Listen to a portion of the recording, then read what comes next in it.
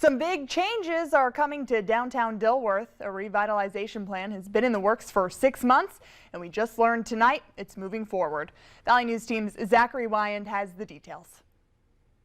Tonight, the Dilworth City Council approved an ordinance that would rezone an area of downtown. The change comes as the city prepares for a Highway 10 revitalization project being done by the state. We know that Highway 10 is going to change. We know the state's coming through. We've had those conversations. This will allow the city of Dilworth the opportunity to present a unified plan with the road change and what can accompany the road change. The ordinance will allow commercial and residential uses, along with mixed-use development in Dilworth's downtown core.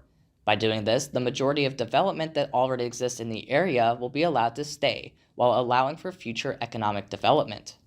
For those already in the area, property value shouldn't be affected, a point that Mayor Chad Olson has emphasized. The Planning Commission did a fantastic job of putting this together, which works for the city, but also takes into consideration and puts in paramount importance ownership rights of the property owner, of which that doesn't change.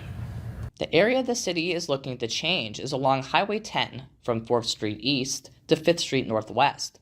The area also stretches one block both north and south of the highway. We're really focusing on this traditional core downtown area, but also spread out a little bit. And that was sort of the basis for a lot of the conversations that were had at the Planning Commission going back for the past 6 months.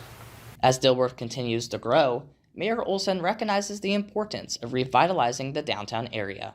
As we're looking to transition and we're looking to what does downtown look like, they've set us up perfect with what as perfect as we possibly can with this plan. Reporting in Dilworth, Zachary Wyand, Valley News Live.